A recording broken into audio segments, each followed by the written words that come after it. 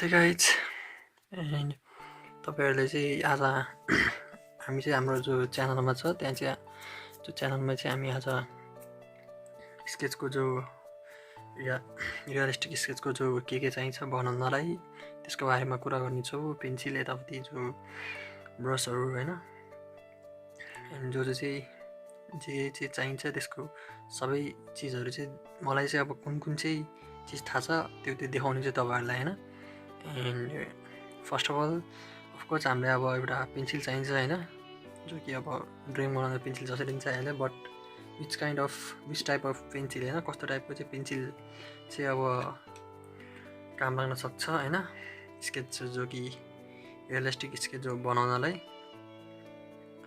Of course pencil हो but कस्तो टाइपको भन्ने कुरा हुन्छ, जो कि अब हामीले डेली चलाउने जो पेन्सिल हुन्छ जो 2B हरु यताउति HB हरु त्यो खासै डार्क हुँदैन।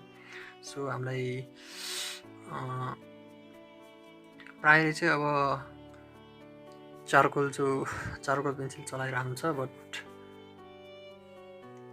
डार्क प्लेसेसतिर डार्क हुन्छ त्यहाँतिर चाहिँ चारकोल पेन्सिलहरु चलाइरहनु छ। अफकोर्स कसैले चाहिँ अब चारकोल पाउडर पनि चलाउँछन् हैन, जो कि अब एभाइलेबल छ नेपालमा हैन, नभएको हैन।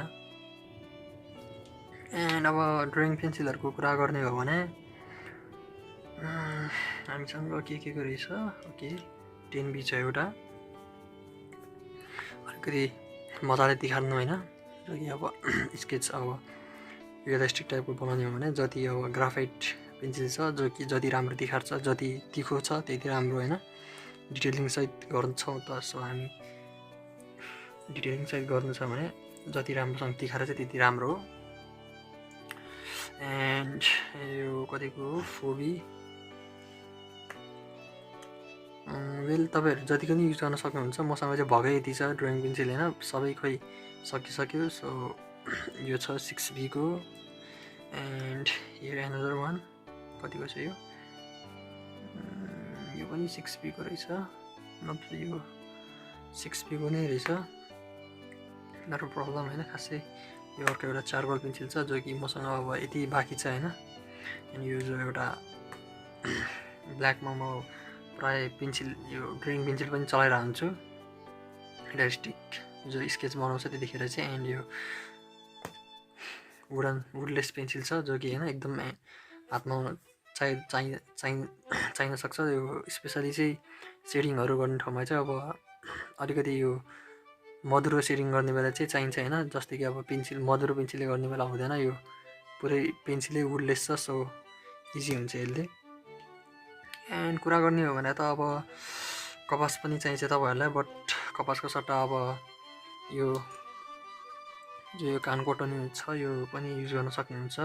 बट मोस्ट अफ अल हैन, मस्ट चाहिँ अब सबभन्दा बढी चाहिने चाहिँ अब तपाईहरुलाई अब सबभन्दा बढी चाहिने भनेको चाहिँ blending stumps and brush. Blending stump use गर्नुपर्छ भन्ने नि छैन, नेसेसरी छैन, यो सबै उहरु नेसेसरी छैन, बट भए पनि खासै फरक पर्दैन हैन, नभए पनि खासै फरक पर्दैन, त्यसको धेरै फरक पर्दैन। अहिले जस्तै कि अब प्र्याक्टिस चाहिँ त्यतिकै गरिरहँदा नै हुन्छ। एन्ड जब यो सामानहरु तपाईसँग छ त्यतिखेर अब बनाउनु पनि हुन सक्छ हैन, खासै त्यस्तो महँगो पनि छैन। एन्ड ब्रस पनि अब ठाउँ अनुसार युज गर्नुपर्ने हुन्छ। एन्ड अब हेर्ने हो भने देख्न सक्नुहुन्छ अलिकति यो ब्रस अलिकति अर्कै टाइपको छ हैन। सो यो अलिक सानो ठाउँतिर सेटिङ गर्ने बेला काम लाग्न सक्छ, आँखाको साइडतिर भयो, ओठतिर भयो, बट यो अलिकति फिन्जेको छ। सो ठक्कै यो सानो एरियातिर ब्लेन्डिङ गर्न अलिक गाह्रो हुन्छ, यता पेन्सिलको जो यो हुन्छ धुलोहरु यताउति पर्न सक्छ। सो यो चाहिँ कपालतिर यताउति वरिपरि जहाँ चाहिँ अब बिग्रे पनि खासै धेरै हामीले अब सचाउन खासै पछि गाह्रो नहुने त्यहाँतिर चाहिँ युज गर्न सक्छौं। बट सानो एरियातिर चाहिँ सकेसम्म तपाईले अब सानो ब्लेन्डिङ स्टम्पहरु भयो हैन, एन्ड त्यस्तोहरु युज गर्न सक्नुहुन्छ। सबभन्दा सानो ब्लेन्डिङ स्टम्प भनेकै मसँग यो छ, वेट सबभन्दा सानो यो छ, एन्ड यो युज गर्न सक्नुहुन्छ सानो एरियातिर। अनि हामीसँग अर्को छ टोम्बोमनी इरेजर, जो कि पेन्सिल इरेजर टाइपको छ, पेन्सिल टाइपको छ। एन्ड ओके पेन्सिल टाइपको छ, यो चाहिँ अब पातला पातला ठाउँतिर सानो सानो ठाउँतिर इरेजर गर्न जो कि मेट्न मिल्छ, एकदम इजी छ चलाउन, युज गर्न। यसको जो हामीसँग रिफिल पनि छ, यो खासै किन्नुपर्छ भन्ने छैन, अलिकति महँगै हुन्छ, सो नेसेसरी छैन यो होइन। यो जो कि यो क्ले टाइपको इरेजर हुन्छ, खासै मलाई नाम थाहा भएन, बट यो चाहिँ एकदम सस्तोमै हुन्छ, 100 रुपियाँमा पाउन सक्नुहुन्छ तपाईँले। एन्ड सानो सानो अब जो कि चप्पातिर हुन्छ एकदम मजाले मेट्न सक्नुहुन्छ, किन भन्दाखेरि अब सेप पनि मजाले उ गर्न सक्नुहुन्छ। सो यो चाहिँ ह्यान्डीमा अब हामीलाई काम लाग्न सक्छ। एन्ड अब पेन्सिलहरू तिखार्ने कुरा गर्ने हो भने कटरले नतिखाएकै राम्रो हो, किनभने खासै सबै पेन्सिलहरू राम्रो छ भन्ने हुँदैन, कोही बाँचिरहने हुन्छ। सो जो कि यो पेपर कटर हुन्छ, पेपर कटर एकदम ह्यान्डीमा आउन सक्छ होइन, पेपर कटर एकदमै चाहिन्छ तपाईँहरूलाई, यो चाहिँ स्योर नै हो। यो जो कि पेपर कटर भयो भने चाहिँ अब एकदमै अब हेल्पफुल हुन्छ हामीलाई होइन, युजफुल। एन्ड अर्को कुरा गर्ने हो भने हामीसँग छ यहाँ मेकअप ब्रस, जो कि धुलोहरू यताउति इरेजरले मेटेकोहरू हाल्न काममा छ, किनभने हातले गर्ने बेला हाम्रो यो जो कि पेन्सिलको उहरू हुन्छ त्यो वरिपरि लागेको कारणले हुनसक्छ, फैलेर बिग्रिन सक्छ हाम्रो ड्रइङ। एन्ड यो जो हामीसँग व्हाइट जेल पेन छ, व्हाइट जेल पेन अब खासै चाहिन्छ भन्ने पनि छैन, बट व्हाइट जेल पेन जो कि अब आँखाको यो तलतिर भयो, जो कि यो कहिलेकाहीँ आँसुहरू हुन्छ, आँसु भन्नाले नै आँसुै भनौँ, आँखाको यो तलतिर एरियातिर हुन्छ, जो त्यहाँतिर एकदम युज गर्न चाहिन्छ।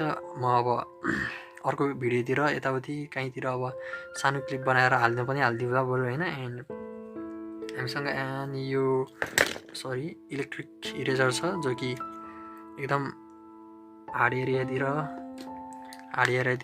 जो कि अलिक जान गाह्रो हुन्छ त्यहाँतिर मजाले मेट्न सक्छौँ, बिकज यसको अलिकति पावर अलिकति बढी हुन्छ। सो केयरलेसली पनि चलाउनु भएन, किनभने यो यसको जो यो रिफिल हुन्छ खासै राम्रो हुँदैन। सो म यो रिफिलमा चाहिँ अर्कै युज गर्नेछु, किनभने यो जो रिफिल छ पेपरहरू ड्यामेज हुन सक्छ यसले। अनि अर्को कुरा गर्ने हो भने हामीसँग के छ, चारकोल स्टिक पनि छ, बट हामी खासै चारकोल स्टिक बढी युज गर्दैन, मैले चारकोल स्टिक पनि छ हामीसँग जो। अनि अफकोर्स अब तपाईँहरूलाई यो जो कि ग्रिड ताने पनि हुन्छ, नताने पनि हुन्छ, नेसेसरी छैन ग्रिड चाहिँ, बट म चाहिँ अब फर्स्ट टाइम, मेरो पनि फर्स्ट टाइम हो यो जो कि ग्रिड गरेर। सो हामी ट्राई पनि गर्नेछौँ ग्रिडले होइन। अनि अब रियलिस्टिक टाइपको बनाउने हो भने चाहिँ तपाईँहरूलाई अब चारकोल युज गरेकै राम्रो हो। चारकोल युज गर्दा चाहिँ अलिक बढी नै रियलिस्टिक छ, मैले हेरेको अनुसार ग्राफाइटहरू पनि देखेको छु, ग्राफाइट नै एकदम धेरै रियलिस्टिक हुन्छ, बट चारकोल युज गरेर चारकोल एकदम धेरै सेडिङ भएको चाहिँ अलिकति बढी नै रियलिस्टिक देखिरहेको हुन्छ मेरो हिसाबले। आफ्नै हो होइन, चोइस हो, अब यही न हो। अनि जो कि यो दारीहरू यताउति कपालमा व्हाइट सेडिङहरू, व्हाइट जो कि हाइलाइट टाइपकोहरू हुन्छ, त्यहाँ चाहिँ मैले प्रायः सिओ युज गर्छ, जो कि अब पछि अब इरेजरले मेटेको भन्दा चाहिँ म चाहिँ प्रायः अब अगाडि जो कि जहाँ चाहिँ व्हाइटको ऊ छ एरिया, व्हाइटको लाइनहरू छ, त्यहाँ चाहिँ मैले अगाडि सिओ युज गरेर त्यसका माथि चाहिँ चारकोलहरू युज गर्छु होइन। सो त्यो व्हाइटको एरियामा पेन्सिलको त्यो उहरू लाग्दैन खासै, एन्ड त्यतिकै सेतो नै बस्छ, झन् अलिकति राम्रो देख्दो रहेछ मैले युज गरेको अनुसार, देखेको अनुसार। सो त्यस्तो गर्दा पनि हुन्छ, सिओ युज गर्दै हुन्छ, किनभने अब प्रायः मान्छेले चाहिँ पेन्सिल जो कि यो खाली डट पेन युज गर्छ, बट खाली डट पेन भन्दा पनि सिओ युज गरेर ठिक हो मेरो हिसाबले, बट अलिकति केयरलेसली युज गर्दा भएन हामीले सिओ होइन, गाह्रो हुन्छ, फाटिहाल्यो भने पेपर। एन्ड हामीसँग यो व्हाइट जो कि पेन्सिल पनि छ, चारकोल पेन्सिल मैले चलाएको छैन अहिलेसम्म, बस खासै मैले यहाँबाट सबै कुनै सामानहरू पनि खासै चलाएको पनि छैन, जो कि यो व्हाइट जेल पेन छ खासै चलाएर हान्दिनँ म, एन्ड यो चारकोल पाउडर छ खासै धेरै चलाएको छैन, एक दुईचोटि चलाएको छु। अनि यो इलेक्ट्रिक इरेजर चाहिँ चलाएकै छु अलिक बढी नै, यो स्पेसली नचलाएको भने चाहिँ चारकोल पाउडरहरू धेरै चलाएको छैन मैले, बट योपालि हामी चाहिँ अर्को नेक्स्ट भिडियोमा चाहिँ हामी जो कि रियलिस्टिक स्केच गर्नेछौँ त्यहाँ चाहिँ हामी युज गर्नेछौँ। यति हो, हेर्ने हो भने अब ग्रिडहरू यताउति गरेर गर्दा नै भयो, ग्रिड बिना गर्दा नि भयो, बट अब तपाईँहरू न्यू बिगिनरहरू हुनुहुन्छ भने ग्रिडबाट गरेकै ठिक हो, बट प्र्याक्टिस गर्ने हो भने चाहिँ ग्रिडबाट नगर्दैछ होला होइन। अब जो कि एउटा कुनै स्केचहरू चाहिँ अब पर्फेक्टली सेपहरू गर्नु छ भने चाहिँ ग्रिडबाटै गर्न सक्दा हुनुहुन्छ। बट प्र्याक्टिस गर्ने हो भने चाहिँ जहिले फ्री ह्यान्ड युज गर्नुहोस्, किनभने फ्री ह्यान्ड युज गरेर तपाईँलाई एक्सपिरियन्सहरू अलिक बढी हुनसक्छ। सो धेरै ग्रिड पनि युज नगर्नुहोस्, बट ग्रिड जो कि ग्रिड तानेर गरेको नि राम्रै हो, बट नराम्रो भन्दिनँ म। सो आजको भिडियो यति नै हो हाम्रो, धेरै नलम्बम भिडियो। चाहिने सामान यति हो। हामीले यो लिड पेन्सिलहरू देखाएर हान्न पर्दैन, किनभने सबैलाई थाहा छ लिड पेन्सिलहरू। वेट प्रायः सबैलाई थाहा हुन्छ लिड पेन्सिल, सो खासै देखाउनु पर्ने थिएन। बट लिड पेन्सिल पनि जो कि अब आउटलाइनहरू गर्ने बेला एकदम काम लाग्छ होइन। सबैलाई थाहा भएको कुरा हो यो लिड पेन्सिल, जसलाई पनि थाहा हुन्छ, प्रायः आर्टिस्ट स्केच नबनाउने मान्छेहरूलाई पनि थाहा हुन्छ। सो भिडियो आज यति नै सकौँ हामी। अब 1-2 हप्तापछि मात्र अब अर्को जो कि नेक्स्ट भिडियो छ त्यो चाहिँ हामी 1-2 हप्तापछि मात्र अपलोड गर्नेछौँ। अनि किन भन्दाखेरि अब हामी एउटा दुइटामा जो कि स्केचहरू हुन्छ यो रियलिस्टिक स्केचमा चाहिँ हामी वर्क गरेर भिडियो बनाउनु छ। सो अलिकति टाइम लाग्नेछ। र अर्को बाद यो जो कि इन्कम्प्लिट पेन्टिङहरू पनि छ, स्केचहरू एन्ड तिनीहरू पनि सघाउनु छ मेरो। सो अलिकति टाइम लाग्छ नेक्स्ट भिडियो आउनलाई। Thank you. र सब्सक्राइब गरिदिनु होला होइन। खासै त्यस्तो सब्सक्राइब चाहिँ अब खासै धेरै बढिरहेको छैन, देखाइरहेको छैन। बट सक्दोसम्म चाहिँ तपाईँहरूले अब भिडियो चाहिँ सेयर गरेर सब्सक्राइब गरिदिनु होला होइन। त्यति नै हो। Thank you.